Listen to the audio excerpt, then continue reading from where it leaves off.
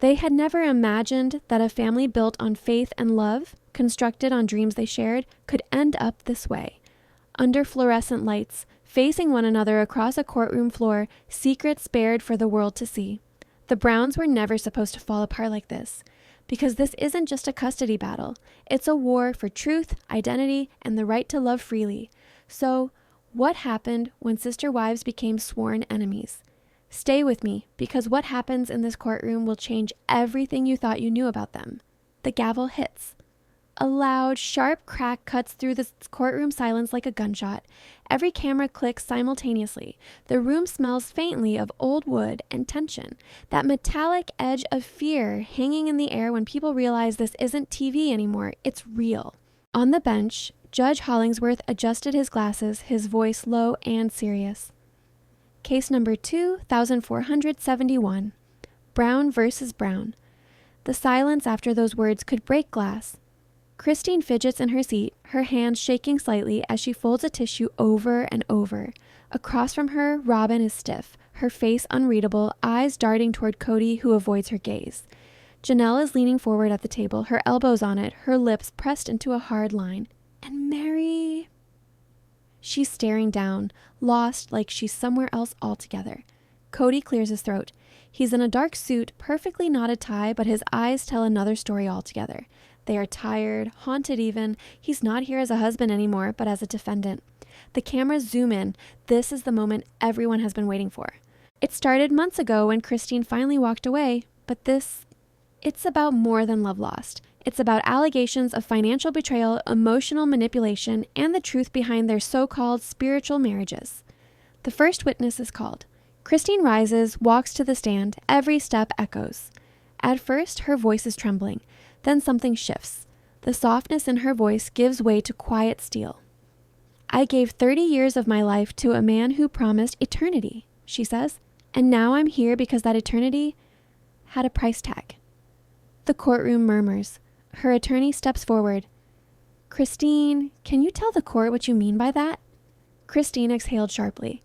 Cody didn't just want wives, he wanted control. Every check we earned, every property we bought, every business, all of it went through him and Robin. Across the room, Robin flinches. She whispers something to her lawyer, shaking her head. Christine continues, her voice growing stronger. He said it was to protect the family, but it wasn't protection. It was power. And when I finally left, I learned my name wasn't even on the deed to our home. Gasps ripple through the room. Cody's attorney rises. Objection, Your Honor. Hearsay. But the judge does nothing to stop her. He just watches. Because even he feels it, the raw truth cutting through the air. Cody finally looks up, his jaw tight. He turns to his lawyer and whispers, She's turning this into a circus. But inside, something twists. A flash of memory. Christine laughing in the kitchen years ago. Flour on her hands, the kids running around, it all comes rushing back. How did they end up here?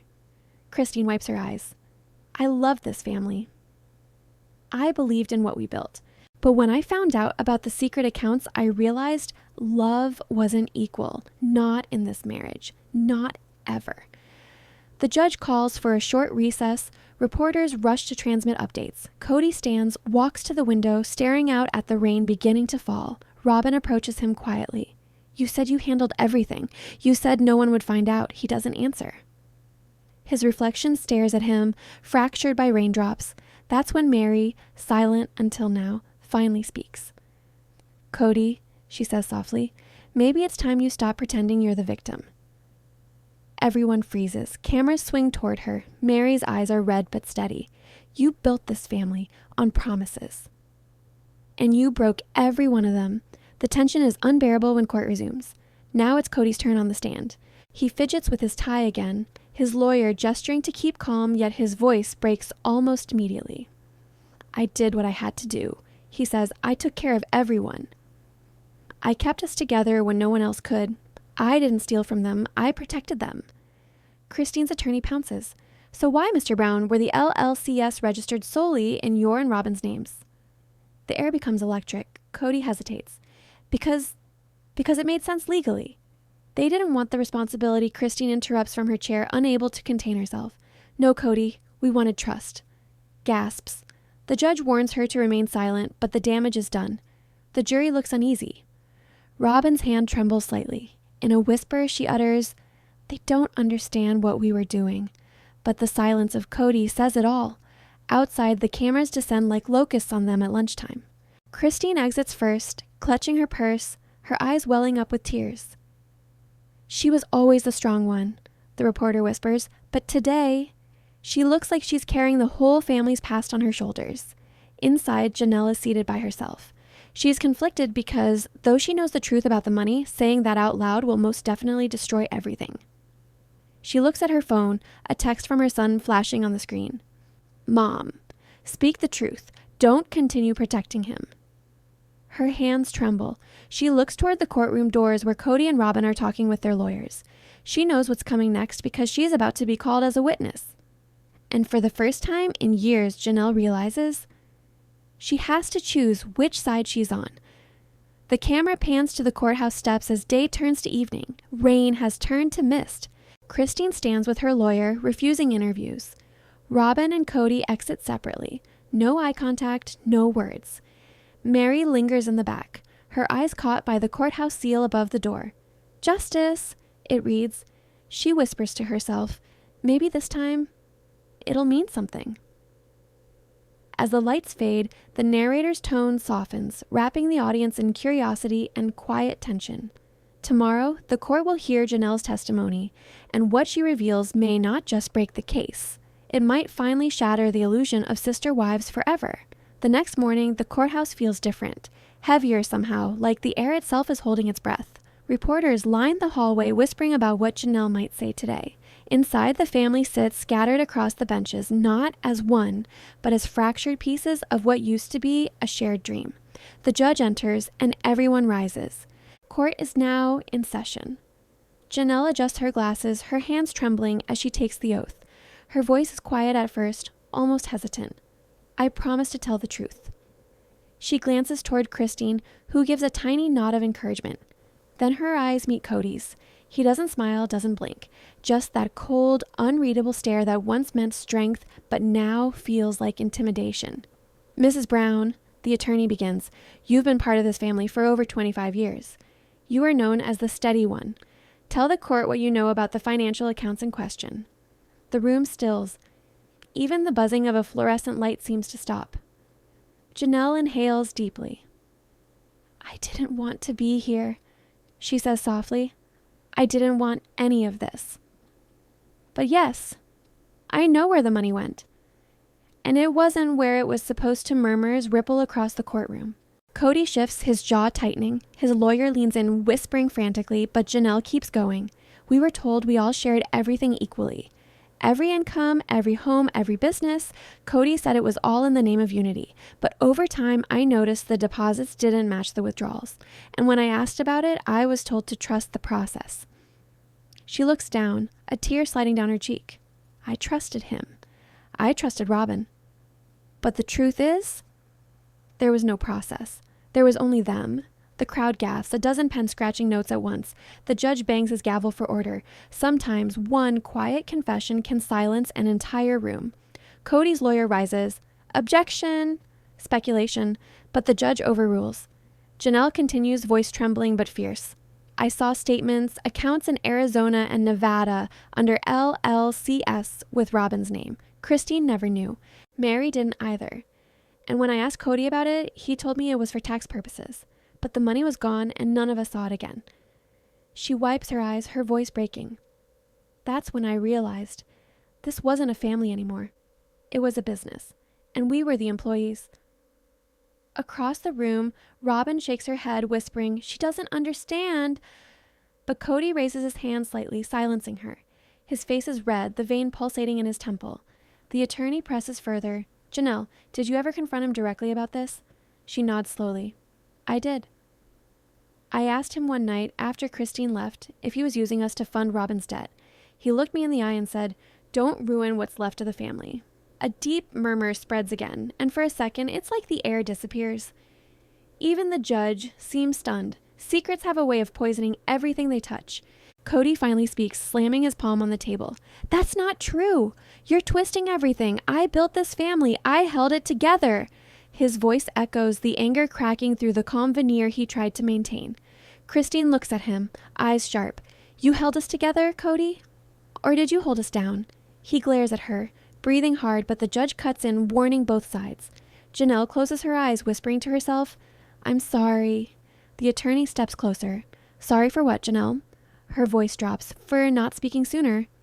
For watching Robin get the house she wanted while my kids shared bedrooms. For pretending everything was fine when it wasn't. For being loyal to a man who stopped being loyal to any of us. The room is dead silent, except for the sound of her steadying breath. Robin's eyes fill with tears, and for the first time, her composure cracks. You don't know what it was like, she cries out. The judge calls for order again, but Robin won't stop. You all hated me from the start. You made me the villain because I loved him differently. Cody grabs her wrist, whispering, Stop! But she pulls away, standing. No! You told me you'd fix this. You said they'd never find out. Gasps ripple again. Every camera flashes. Christine's mouth falls open. Mary looks away, and Cody freezes mid-breath. When truth slips out by accident, it hits harder than any planned confession. The judge's gavel pounds the desk. Mrs. Brown, please control yourself. Robin collapses back into her seat, sobbing quietly. The damage is done. The attorneys exchange looks.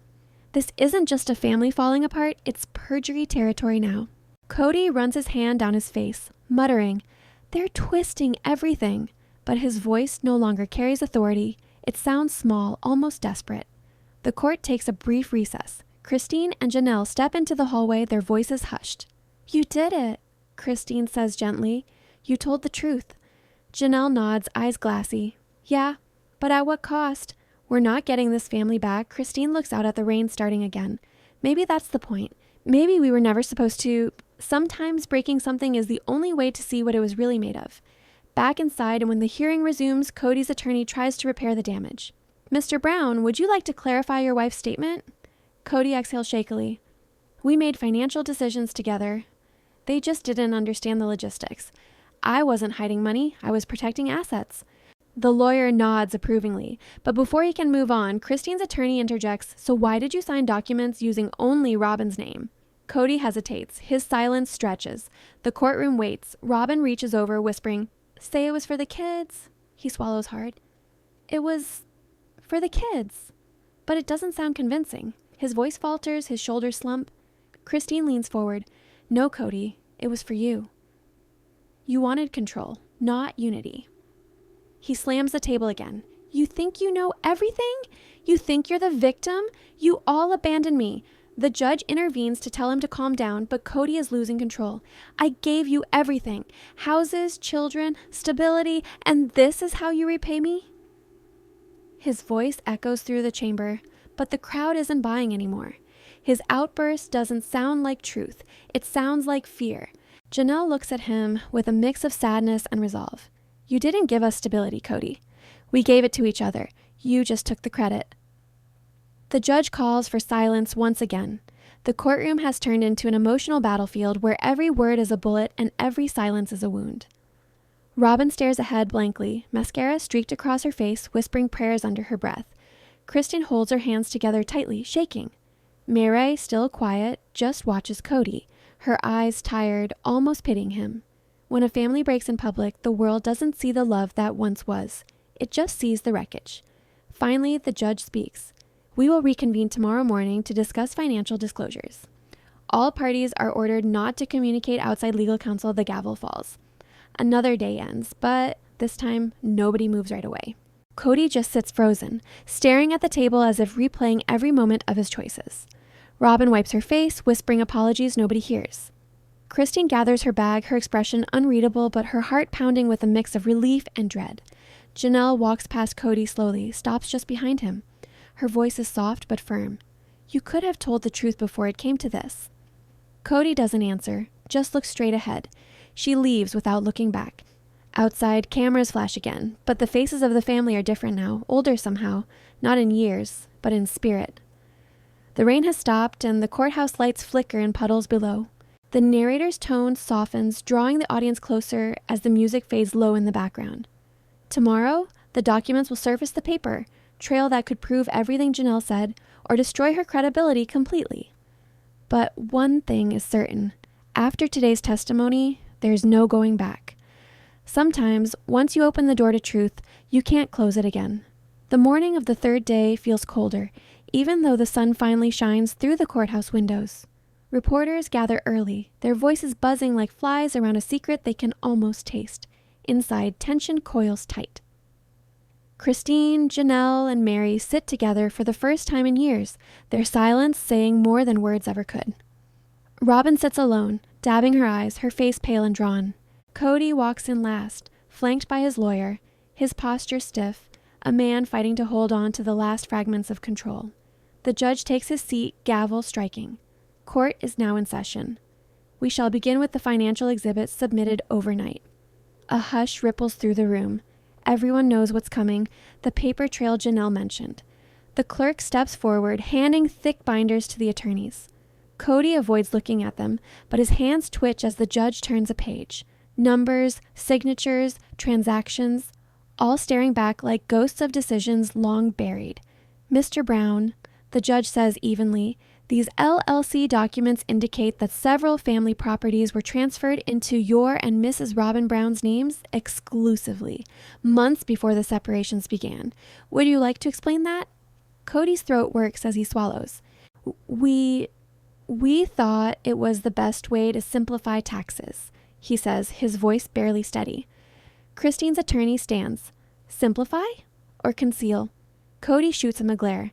You have no idea what it takes to manage this family. But before the lawyer can respond, Robin interrupts, her voice trembling but loud enough for everyone to hear. I didn't know about the transfers, she blurts. He told me it was paperwork. He said it was routine. The room gasps. Even the judge looks up sharply. When loyalty cracks in public, it doesn't break quietly. It shatters. Christine leans forward, eyes narrowing. You didn't know, Robin? Or you didn't want to know? Robin turns to her, tears welling. You think I wanted this? You think I wanted to be the one everyone blames? Cody grabs her hand, whispering harshly, Stop talking. But Robin pulls away, her voice rising. No, they should hear it. You told me we were doing this to protect the family, but it was always about control, wasn't it? The crowd murmurs, reporters typing furiously. Cody's face drains of color. His lawyer stands, objecting, but the judge waves it off. Continue, Mrs. Brown. Robin exhales shakily. There were other accounts. Ones I didn't ask about because I didn't want to know. But after Christine left, things changed.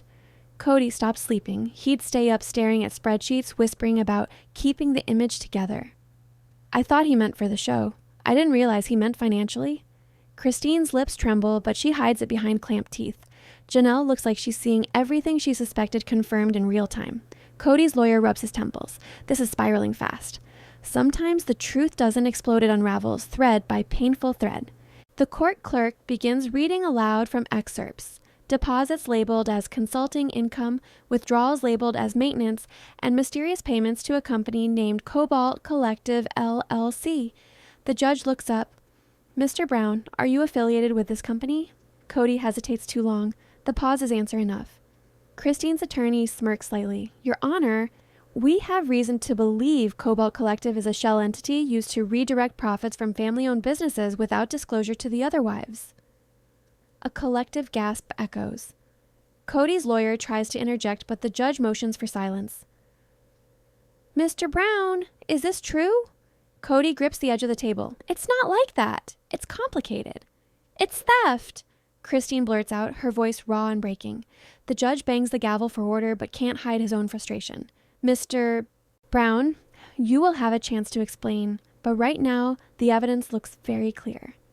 Cody slumps slightly, as if the weight of the years is suddenly too much. Robin hides her face, whispering, God, what have we done? The courtroom feels suffocating. Even the camera crews lower their voices. Every empire built on secrets eventually collapses under the weight of truth. Then, from the back of the courtroom, a new figure steps forward, a woman no one expected to see again. The audience gasp as she's sworn in. It's one of the show's former producers, Emily Davis. Christine's attorney calls her as a surprise witness. Ms. Davis, during your time producing Sister Wives, did you observe any irregularities related to the family's business finances? Emily glances at Cody, who looks like he's seen a ghost. Yes, she says softly. We noticed discrepancies between what was shown on paper and what was actually spent. When I asked Cody about it, he said, production didn't need to worry about private matters. The judge raises an eyebrow. Did you ever report this? Emily nods slowly. We tried. But TLC wanted to protect the show. They told us to keep filming, to focus on the emotional storylines. The network didn't want another scandal. The crowd murmurs loudly now. This has gone beyond family. It's about exposure, reputation, and truth hidden behind reality TV lights.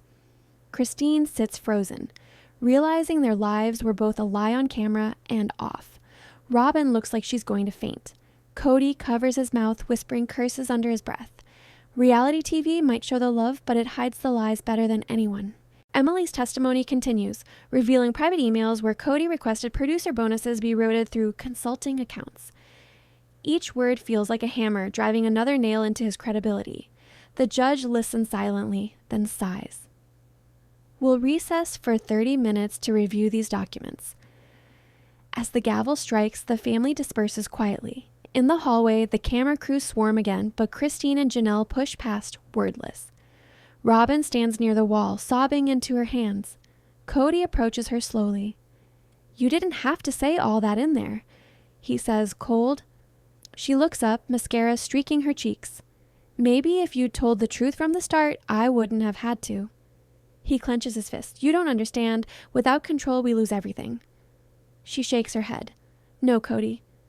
You already lost everything. You just don't see it yet.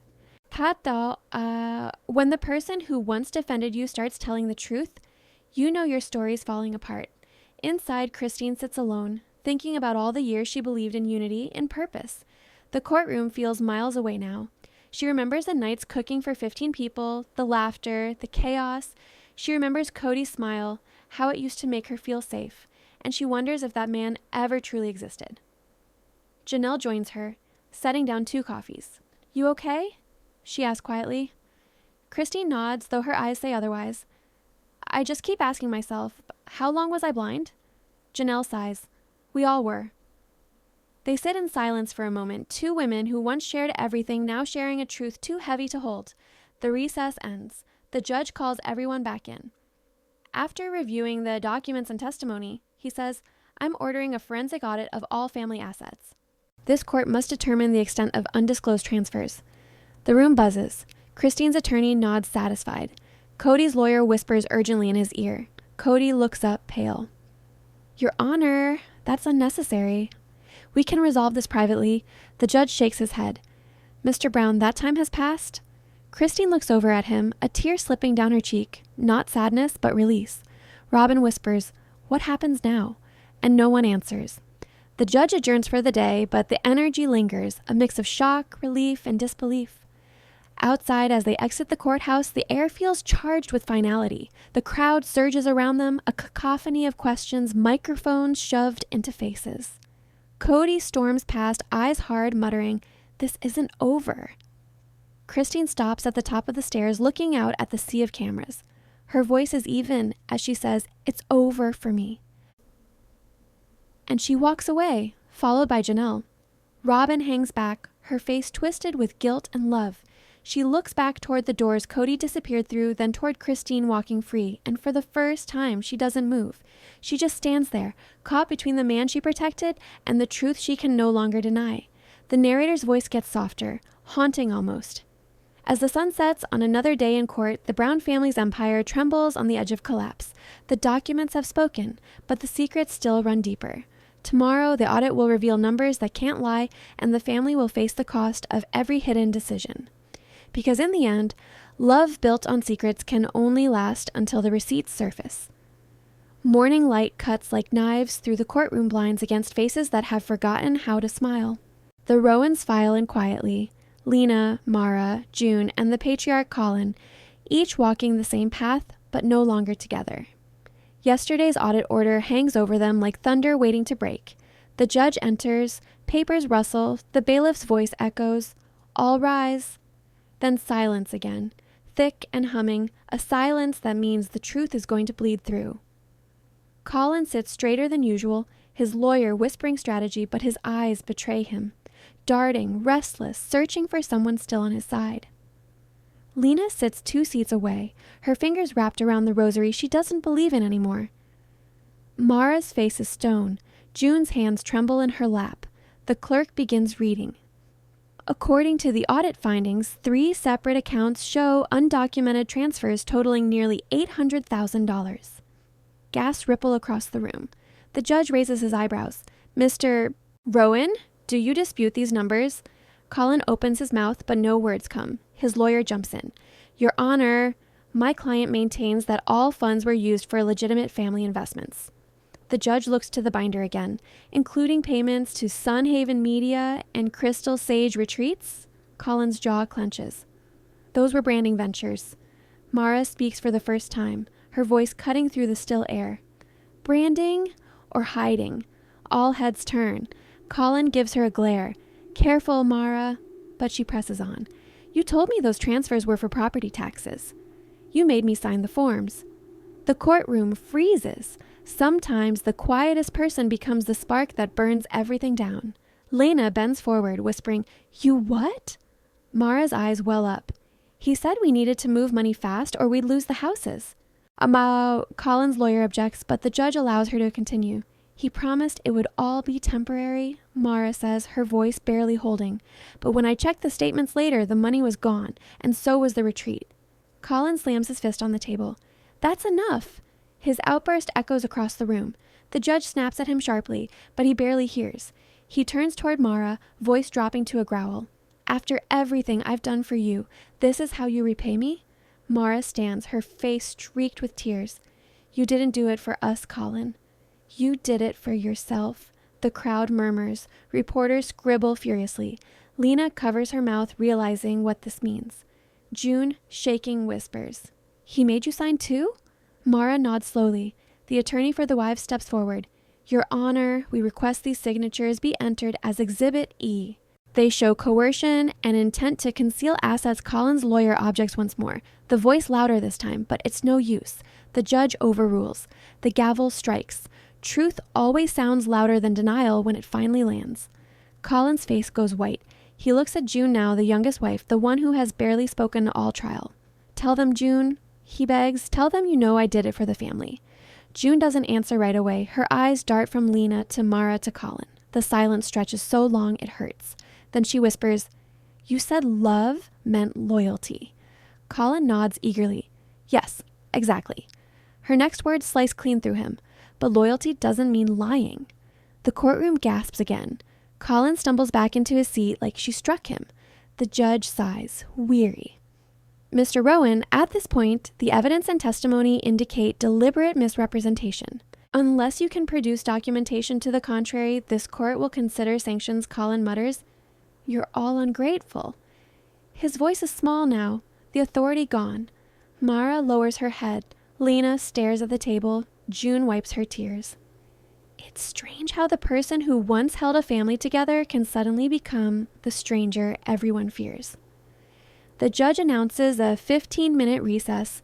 Cameras flash as the family stands. In the hallway, tension erupts. Colin corners Mara near the vending machine, whispering harshly, Do you have any idea what you've done? She backs away. I told the truth. You ruined me. He hisses, You ruined us. Lena steps between them. No, Colin. You did that when you chose greed over grace. Security intervenes, separating them. Outside, rain begins again, soft and relentless. June stands by the window, watching water streak down the glass. It's strange, she murmurs to no one in particular. Rain used to mean renewal. Mara joins her quietly. Maybe it still does, just not for him. Sometimes the storm isn't punishment, it's cleansing. When court resumes, Colin is subdued, shoulders sagging. His lawyer whispers desperately, but Colin seems miles away. The judge speaks slowly, every word deliberate. Based on new testimony, I am ordering all Rowan properties frozen pending full review. Gasps echo. Cameras click. Lena closes her eyes, a mix of relief and sorrow washing over her. Colin finally looks up. So this is it? You're all against me? Lena meets his stare. No, Colin. We're just finally for ourselves. For a heartbeat, silence reigns. Then the judge calls for final remarks before adjournment. The wives' attorney rises. Your Honor, the Rowans built their life on shared faith and mutual trust. What they discovered was manipulation and deceit. Today's revelations aren't just about money. They're about freedom from control disguised as love. The courtroom listens, spellbound. Even Colin doesn't interrupt. When the speech ends, the judge nods solemnly. This hearing is adjourned until audit confirmation. The gavel drops, reporters surge toward the aisle, flashbulbs ignite. Lena walks out first, head high, whispering, "We're done hiding." Mara follows, gripping June's hand. Colin stays behind, staring at the empty witness stand as if the ghosts of his own choices are testifying silently. The narrator's tone softens, blending sorrow with suspense. Outside, the wives step into the rain. No umbrellas. Faces lifted, like women finally breathing air they once feared to taste. Cameras surround them, shouting questions. One reporter calls out, "Lena, what happens now?" She pauses, eyes distant. Now? Now we find out who we are without him. Freedom never comes without a price, but sometimes the price is the proof you finally own yourself. Inside, Colin's lawyer packs up, shaking his head. Colin whispers, "They'll regret this." The lawyer doesn't answer. He just says, "You might want to start thinking about repentance." The doors close behind him with a hollow echo. The shot lingers on Colin alone, the courtroom lights flickering. He pulls from his pocket a folded photograph, 4 women smiling beside him years ago. He stares at it, his reflection warped in the glossy paper. A single tear lands on the image, smudging the ink. Then the camera pans upward, leaving him in shadow. The narrator's voice returns, quiet and grave. The audit may have frozen the assets, but it also thawed the truth. And in truth's light, love looks different, less like devotion, more like survival. The music swells, somber and slow. Because when a family built on secrets finally collapses, what remains isn't ruin, it's revelation. The rain has stopped, but the chaos hasn't. Outside the courthouse, the air buzzes with reporters' voices, microphones, and flashing bulbs slicing through the gray afternoon. Lena, Mara, and June move as one through the noise. Their face is a mixture of exhaustion and defiance. Cameras follow each step as if freedom itself were on trial. "How does it feel to finally speak out?" A reporter shouts. Lena pauses, gives a small, tired smile. "It feels like breathing again." Her voice trembles, not from fear, but from release. Inside, Colin sits in the empty courtroom, staring at the judge's bench as janitors sweep the floor. The echo of the gavel still rings in his head. His empire, his control, his carefully crafted image, it's all unraveling. Outside, the wives find a quiet corner near the courthouse steps. Mara lights a cigarette for the first time in years. "So what now?" she asks. June shrugs. "We wait. The audit, the charges, whatever comes next." Lena exhales slowly. "And then, maybe we finally stop surviving and start living." Sometimes silence after a storm feels louder than thunder. That night, the news runs nonstop coverage. "The Rowan scandal." One headline reads, "Secrets, Sisterhood, and the Price of Truth." Commentators debate motives. Some call the wives heroes, others label them manipulators. Talk shows dissect their tears. Social media explodes with opinions. A clip of June saying loyalty doesn't mean lying goes viral, becoming a rallying cry for women in similar relationships. The wives sit together in a small motel room outside town watching the coverage in disbelief. Mara mutters, "We're trending? Can you believe that?" June forces a weak laugh. "Guess freedom comes with a fan club." But Lena doesn't smile. She's staring at her phone, scrolling through messages, most supportive, some cruel. One catches her eye, a private number, no name, just the words, "You don't know everything yet." She frowns, heart skipping. "What is it?" Mara asks. Lena hesitates. "Probably nothing." But she can't shake the unease. Later that night, as the others sleep, she steps outside the motel into the cool air. A black SUV drives slowly past, headlights dimmed. Her pulse quickens. She tells herself it's paranoia, but deep down she knows. Colin doesn't let go that easily. Even when the cage door opens, some ghosts still follow you out. The next morning, a letter arrives at the motel front desk. No return address, just Lena's name written in Colin's unmistakable handwriting. Her hands shake as she opens it. Inside a single page, "You think you've won. But you only saw what I let you see. There's still something you don't know, something that changes everything. Beneath the words is a small key taped to the paper. No explanation. She folds the letter quickly, hiding it from the others. Mara notices her tense posture. Everything okay? Just more legal stuff. Lena lies, but the truth gnaws at her. That night, she dreams of their old house, the safe where Colin used to keep important things. Bank records, birth certificates, and one locked box he never let anyone touch. When she wakes, her decision is already made. I'm going back, she says quietly. Mara stirs. Back? Are you crazy? There's nothing there for us. Lena looks out the window. Maybe there's something he left for me to find. June's voice trembles. You think that key? Lena nods. I have to know. Curiosity isn't just dangerous. It's destiny disguised as doubt. The next evening, Lena drives alone toward the Rowan estate. The mansion looks smaller now, hollow. Weeds creep up the fence and the lights are out. She parks, steps inside through the unlocked back door. The smell of old perfume and dust hits her like a memory. Every photo on the wall feels like a life frozen in time. She walks to the study, her heart pounding. The safe is still there behind a false panel. The key fits perfectly. Inside, stacks of documents, a flash drive, and an envelope marked, "For whoever still believes in me." She hesitates, then opens it. Inside are letters, dozens of them, written by Colin over years, addressed to government officials, investors, even family friends. They detail every questionable transaction, every manipulation, but they also contain one shocking confession. He wasn't the only one moving money. The letters accuse someone else. Mara. No. Lena whispers, flipping through the pages in disbelief. Each letter mentions a trusted partner who helped manage accounts while others slept. Dates, signatures. Everything points to Mara. This can't be real, Lena says, trembling, but then she finds something worse. A USB drive labeled video evidence. She plugs it into a small laptop on the desk. The screen flickers to life.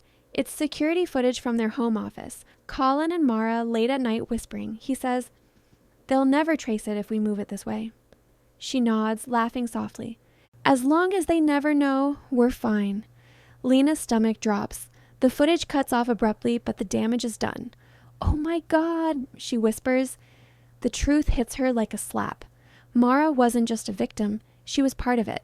Maybe not the mastermind, but complicit. And now she's turned on Colin to save herself. Sometimes betrayal doesn't end when the truth comes out, it just changes shape. Lena drives back to the motel, heart racing, fury and disbelief colliding. When she enters, Mara and June are watching late night news. Mara turns, smiling faintly. You okay? Lena stares at her. How long? Mara frowned. What are you talking about? Lena throws the letter and the USB drive onto the bed. How long were you helping him? The room goes silent. June looks between them, confused. What's going on? Mara's face drains of color. You don't understand. No, I understand perfectly. Lena snaps. You helped him move the money, didn't you? Mara's voice shakes. He said it was temporary, that it was for the family. You lied to us, Lena yells.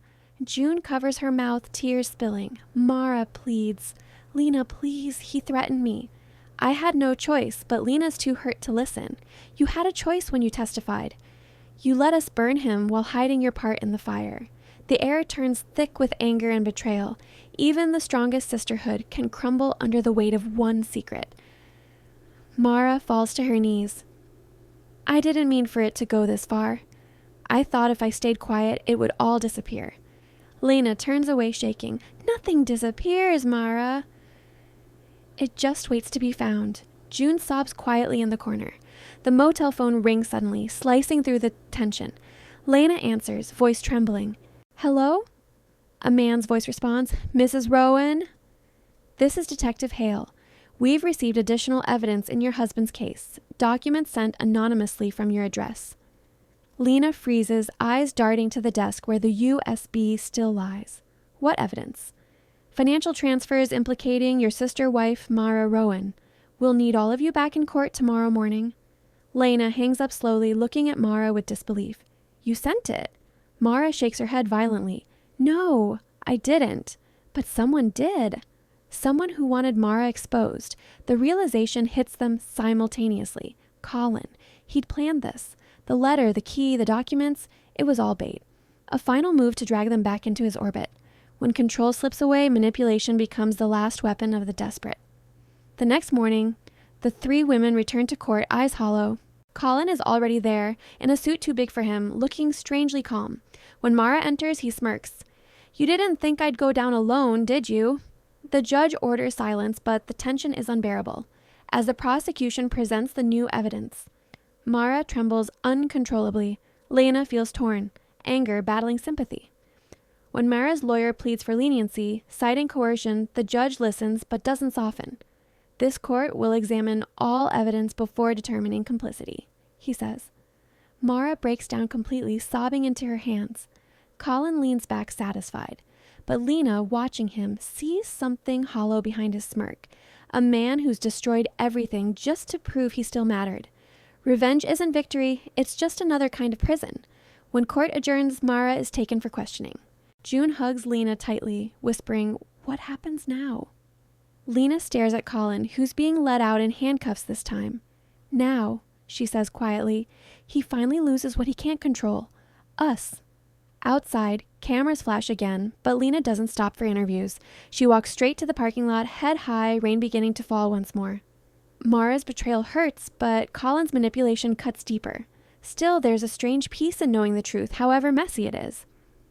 The narrator's voice softens. In the Rowan case, truth came in fragments, some sharp, some blurred, but together they built the picture none of them wanted to see.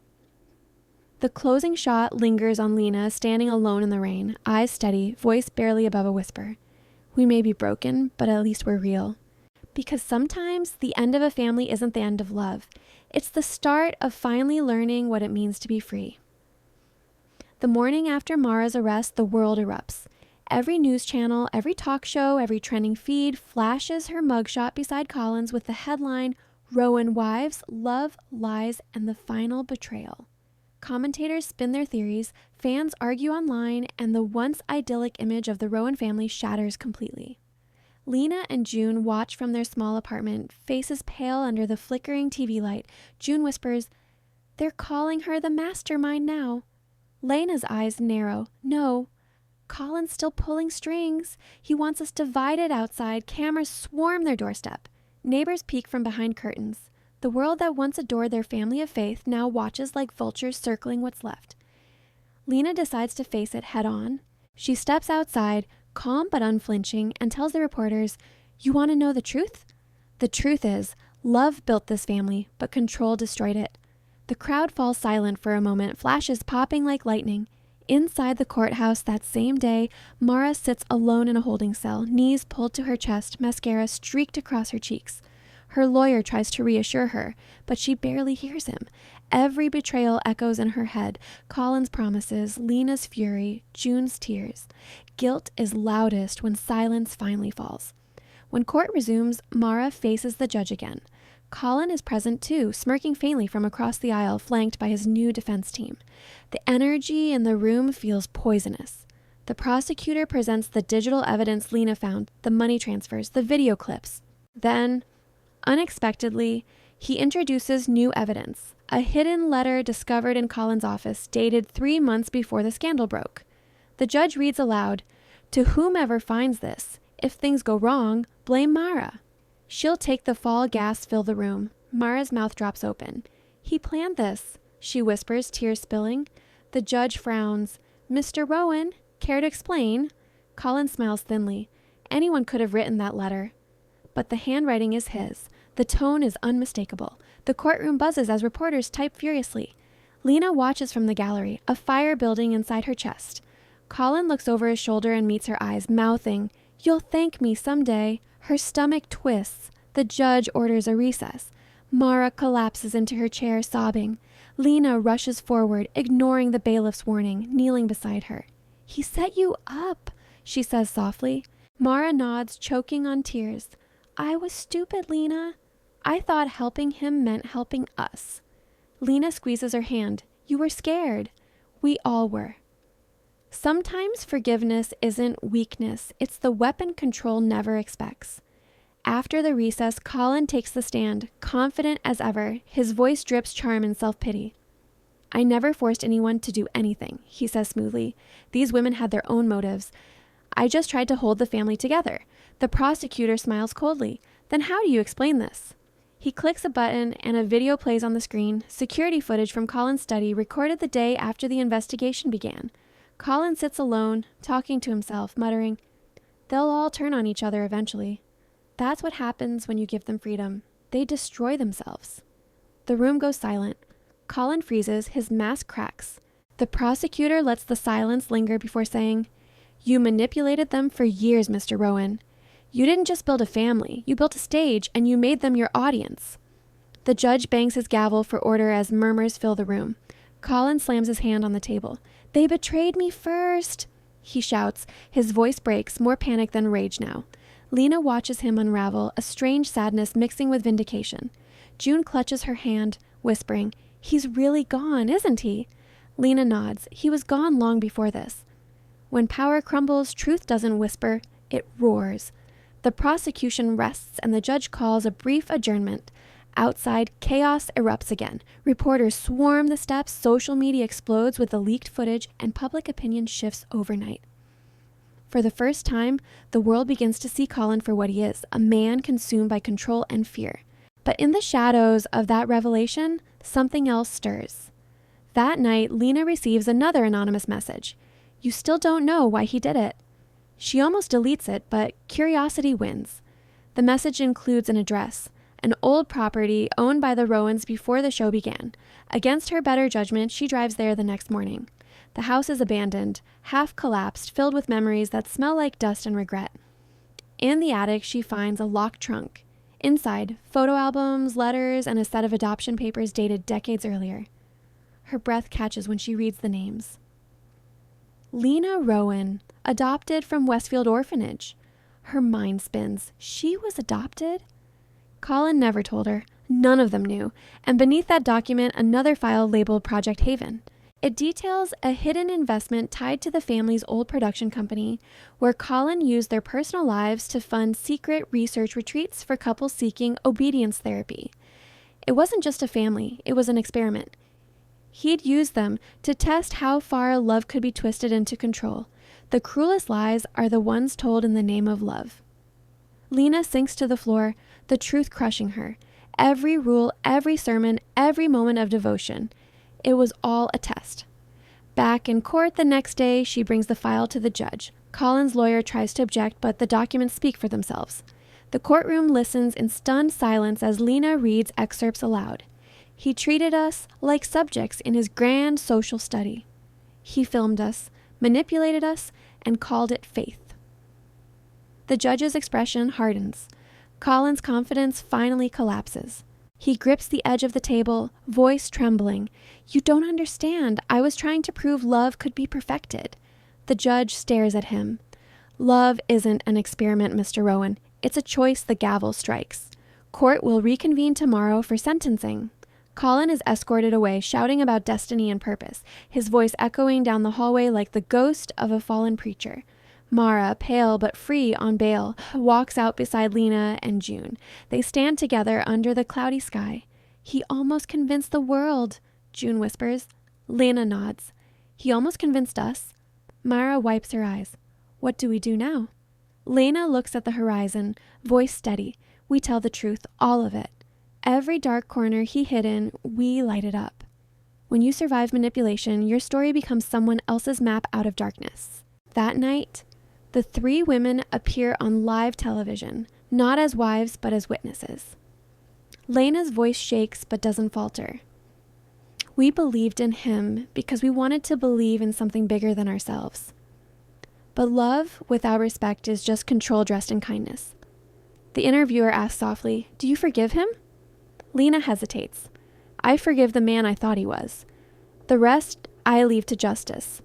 The clip goes viral again, but this time the comments are filled with empathy, not mockery. Strangers share their own stories of control, abuse, and breaking free. The movement born from their pain becomes bigger than the scandal itself. Still, when the cameras turn off, Lena feels the weight of everything she's lost. That night, she sits by the window, watching the rain streak across the glass. The city hums below, alive and distant. June sleeps on the couch. Mara murmurs in her dreams. Lena whispers, "We're free. But why does freedom feel so heavy?" The narrator's tone softens, wistful, because healing isn't the end of the story, it's the beginning of the next one. Even after the truth is revealed, the hardest part is learning how to live without the lie. As the episode fades to black, Colin's face appears one last time on the news, awaiting sentencing. He looks older, smaller, but his eyes still gleam with something unreadable. The anchor says he requested a final statement before court. The teaser plays his words. They think they've won, but love, my kind of love, never dies. The screen cuts to black. A chill runs through Lena as she watches. Somewhere deep down, she knows it's not over. Not yet. The courtroom feels colder than it ever has before, though the vents hum softly overhead. It's sentencing day, and the air tastes like old paper and fear. Reporters fill every seat, cameras poised for the final act of the Rowan story. The wives sit together again, Lena, Mara, and June, united by pain, divided by memory. Colin enters in handcuffs, escorted by 2 deputies. He looks thinner, almost ghostly, yet his eyes burn with the same unsettling confidence that once ruled them all. He scans the room, his gaze finding each of them one by one. For a second, Lena swears he almost smiles. The judge starts the proceedings, his voice steady, grave. "Mr. Rowan, you've been found guilty of fraud, coercion, and emotional manipulation. Before I pass sentence, you have the right to make a final statement." Colin stands slowly, his chains rattling faintly. "Thank you, Your Honor," he says, voice calm, too calm. The entire courtroom leans in. Cameras zoom closer. "I know the world sees me as a monster," he begins, eyes glistening with practiced sincerity. "But I only wanted to prove that love, real love, could survive the impossible." Lena clenches her fists. June trembles beside her. Mara looks away, lips pressed tight. Colin continues, words dripping like honey over a wound. "They say I manipulated them. Maybe I did, but only because I believed I could save them from a world that destroys families like ours. I gave them purpose, shelter, faith." He pauses, a voice breaking just enough to sound human. "And they gave me their hearts. Even now, I'd give mine back to them if I could.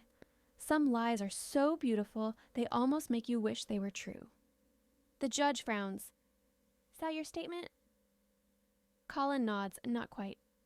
He reaches into his pocket. The bailiff moves forward, alarmed, but Colin only pulls out a folded piece of paper. "A letter," he says. "Something I wrote for them, my wives." The courtroom stirs. The judge allows it, cautious. Colin unfolds the paper, his hand shaking just enough to seem frail. "Lena, Mara, June," he begins. "You may think I ruined you. Maybe I did, but I also made you strong enough to stand here without me." He turns toward them, eyes glinting. "And I'm proud of that, because strength, even born from pain, is still my creation." Lena's breath catches. She can't tell if it's rage or pity rising in her throat. "I leave behind no fortune, no empire," he continues, "only truth. And the truth is, you loved me because you saw in me what you couldn't find in yourselves." His voice drops to a whisper. "Now live with that." Gasps ripple through the room. The judge warns him to conclude. Colin nods once. "Whatever punishment you give me, I already wear it. Because love, when it dies, becomes the only sentence that never ends." He folds the letter, looks at Lena one last time, and sits. The room is silent for a full 10 seconds. Then the judge speaks. "Mr. Rowan, this court sentences you to 12 years in federal custody." The gavel falls. The echo feels endless. Colin doesn't flinch. He just closes his eyes, lips barely moving as if in prayer. The bailiffs lead him away. Cameras flash. Lena feels lightheaded, as though the moment they all waited for, the end, has somehow changed nothing at all. Sometimes freedom arrives so quietly, you almost miss its sound. Outside, chaos erupts again. Reporters swarm, microphones thrust forward. "Lena, what do you feel right now?" one shouts. She stops on the steps, rain starting to fall again, and says simply, "I feel everything." The crowd goes silent, her words heavy with exhaustion and truth. Mara walks beside her, pale and silent. June trails behind, gripping the railing as if holding herself together.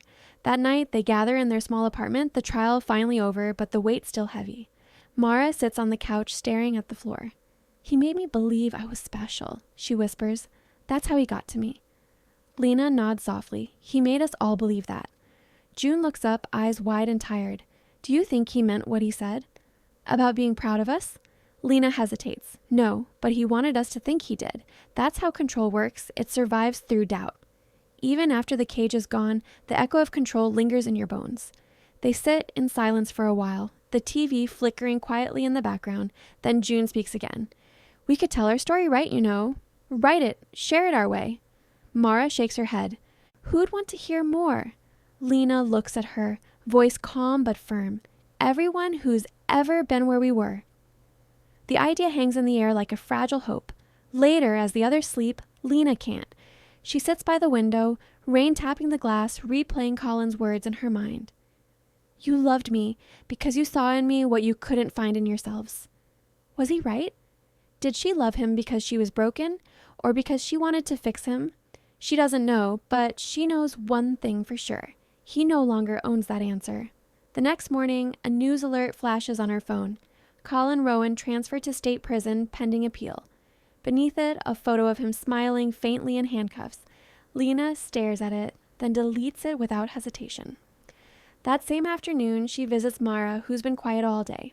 She finds her sitting in the park, notebook open, staring at a blank page. "Writing?" Lena asks. Mara nods slowly, trying to, but every time I start, I hear his voice instead of mine. Lena sits beside her.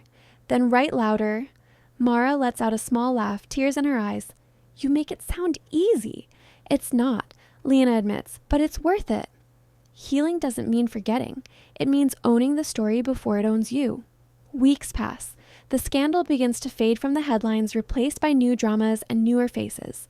The world moves on, but the Rowans live quietly, rebuilding. June returns to college, studying social work. Mara starts painting again. Lena begins writing a memoir, not about Colin, but about what came after him. The first line reads, "We thought he was our savior. Turns out we were our own. One evening, a letter arrives, no stamp, just a smudged postmark from the prison." Lena opens it cautiously. Colin's handwriting fills the page. "Lena, I don't expect forgiveness. But if you ever wonder whether I loved you, the answer is yes, in my own broken way. Don't let the world make you smaller because of me. Grow so big that even my memory can't contain you." She reads it twice, then folds it away in a drawer. She doesn't reply, not because she's angry, but because she finally doesn't need to. That night, she joins Mara and June on the balcony. The city lights stretch out before them, endless and alive. Mara sighs. "Do you think we'll ever stop being the Rowan wives?" Lena smiles faintly. "Maybe not. But one day, people will know us for something else." June grins. "What's that?" Lena looks at them, eyes soft. "Surviving." They laugh quietly together, the sound light and real for the first time in years. The end of control isn't revenge, it's laughter without fear. As the camera of the imagination pans back, their voices fade into the hum of the city. The narrator's voice returns, steady, reflective. The Rowan family was never just a story about love or betrayal. It was a story about freedom, the kind that costs everything but gives back more than you thought you had left. In a dim prison cell miles away, Colin sits alone, staring at the faint moonlight on the wall. For the first time, he looks small. Not the man who ruled, but the man who's been left behind by time itself. He whispers to no one, "They'll remember me." The scene cuts to black, Lena's voice overlaying softly. "Maybe we will. But not the way you think. Because in the end, power fades, pain softens, but truth, the real kind, never stops echoing.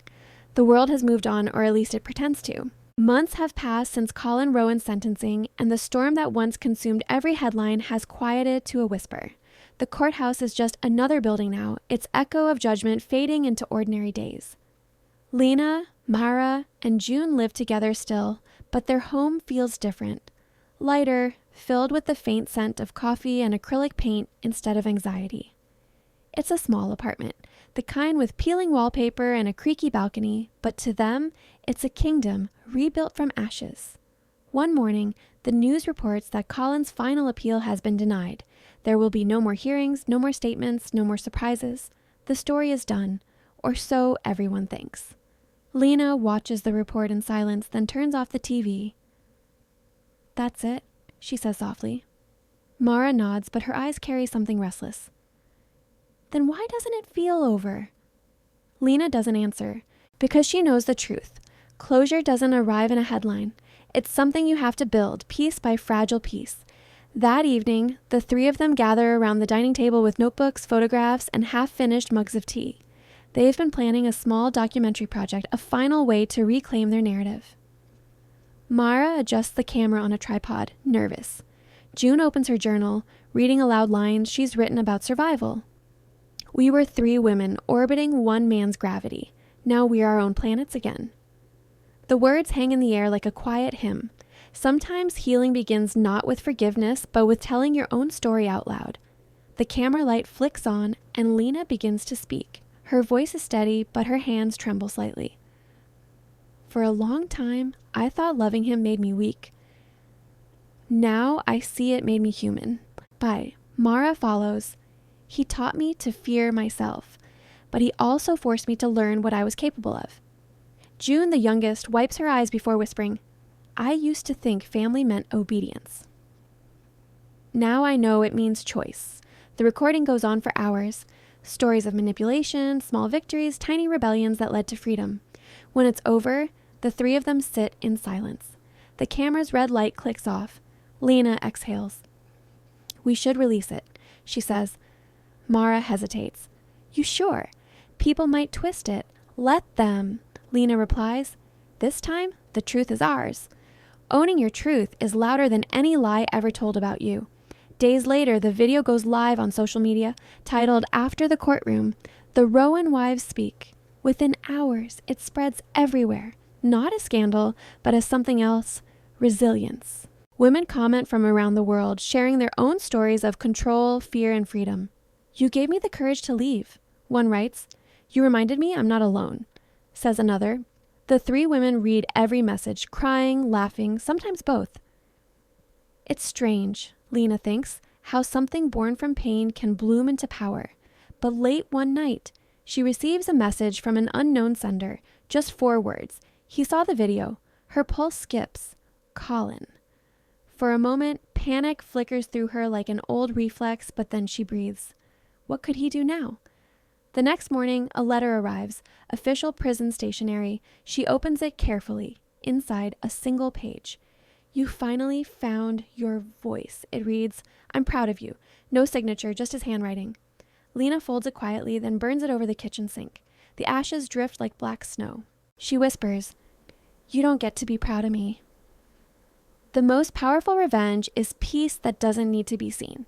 Weeks later, the documentary receives an invitation to be featured at an independent film festival.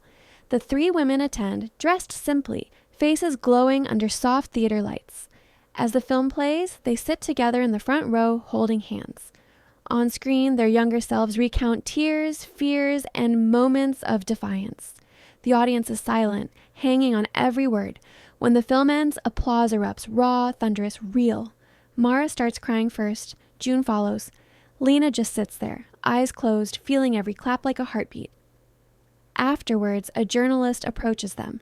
What do you want people to take from your story? Lena thinks for a long moment before answering, that love without respect isn't love.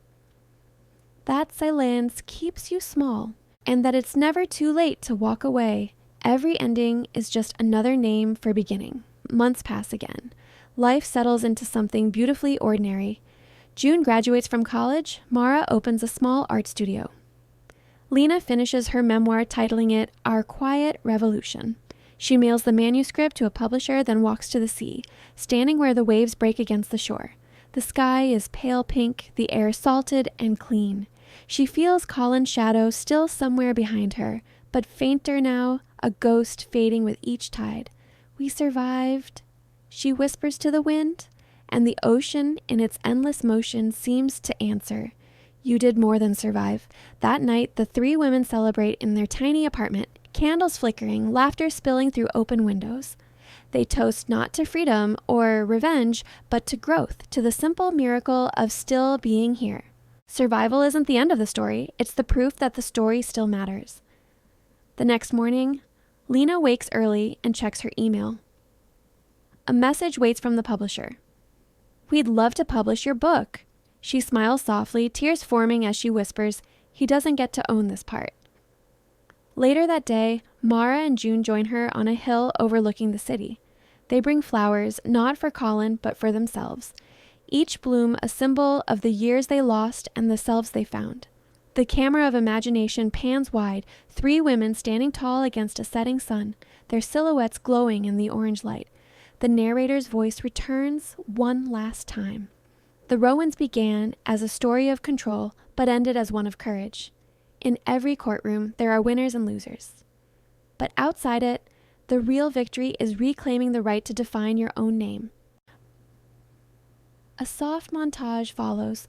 June mentoring young women, Mara painting murals about rebirth, Lena signing her book for readers who see themselves in her words. Then a final image, the 3 of them walking down a quiet street at dusk, their laughter echoing into the night.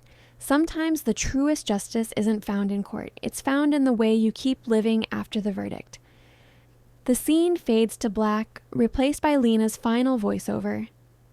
"We thought the courtroom was the end of our story, but maybe it was just where we finally learned to begin again." The screen holds a moment of silence, then text appears. If you've ever felt trapped by love, silence, or fear, remember, your voice can still change everything. Speak. Share. Heal. And then, just before the credits roll, the narrator asks softly, "What would you have done if you were one of the Rowan wives?"